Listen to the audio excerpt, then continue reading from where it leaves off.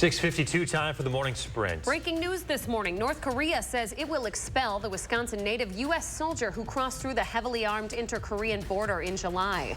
Private Travis King from Racine illegally entered North Korea after serving in South Korea. He sprinted into the country while on a civilian tour of a border village back in July. He became the first American confirmed to be detained in the North in nearly 5 years. It's not clear when or where North Korea will expel the soldier. Back home in Wisconsin, the Department of Defense says a prescribed burn did not cause the April wildfire near Fort McCoy. Known as the Arcadia Fire, Army officials say it started in or around McCreddens Pass. It's more than a mile and a half away from the prescribed burn.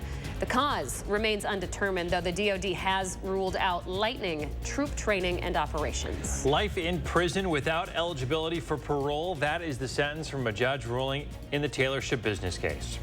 In court, Schabusiness was wearing a face covering after reports of her spitting on people in jail. The father and the uncle of the victim, Shad Thyron, also gave statements. The uncle said there's no excuse. The father said, "I forgive you for what you did and what you did to my son." After 148 days of negotiations, picket lines, and stalled productions, the Writers Guild of America has officially voted to end the Hollywood writers' strike. It ended just after midnight, meaning 11,000 writers will be eligible to return to work. Talk shows and late-night shows will get back to business, but if a show requires acting, that's still on hold as the SAG-AFTRA strike is ongoing. Tonight, Republican presidential primary candidates are going to meet for the second debate. It's happening in California at the Ronald Reagan Presidential Library. Frontrunner Donald Trump is skipping out yet again. He's going to be giving a speech to United Auto Workers in Detroit. You can watch the debate on the Fox Business Network starting at 10 o'clock tonight. A statewide alert is in effect for the missing man up on your screen. He was last seen at the start of the month. 41-year-old Christopher Bellinger hasn't been seen since September 6th. He was in Waukesha at the time, though police say he was also reportedly seen in Kenosha and Manitowoc. Bellinger might be driving a silver Toyota minivan. The Green Bay Police Department encourages anybody to reach out with information if you have it. A first warning traffic alert here. Some roads are going to be blocked off for Beloit Memorial High School's homecoming parade. It all starts at 1 o'clock Friday. Here's a look at the map that's affected. Maple Ave and Middle Street are going to be closed from 6th to 4th Street.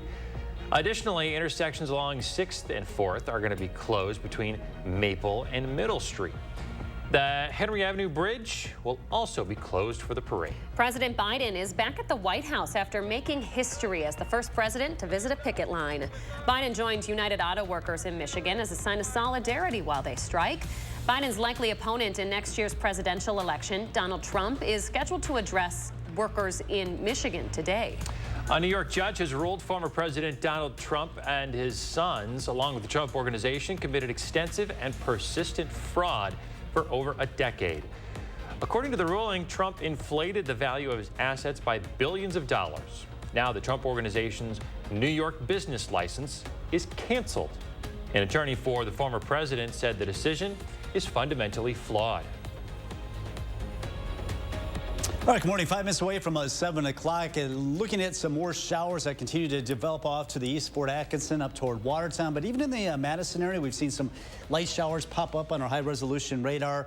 These are real light, but kind of nuisance showers for the rush hour. So be on the lookout for that. Make sure your windshield wipers are operation. Just some sprinkles though here, Waunakee, Madison, and down toward Fitchburg. So scattered showers today. It's not going to rain this entire period, but you can count on at least a few hours of rain this afternoon. A lot of this will wind down this evening. We are returning to some sunshine tomorrow, and it looks like the end of the week looks really nice. Temperatures in the 70s, pretty seasonal for this time of the year. Of course, we end September on Saturday, start October on Sunday. Going to feel very warm. Temperatures in the low 80s for both Saturday and Sunday, and we'll continue with that warm weather. Low 80s by Monday and Tuesday of next week. Not a bad way to start October, huh? Yeah, you know, October over the last couple of years has been pretty nice. Looks like we're going to repeat that. Love it. Kelly, thank you. We'll have another news and weather update in 30 minutes.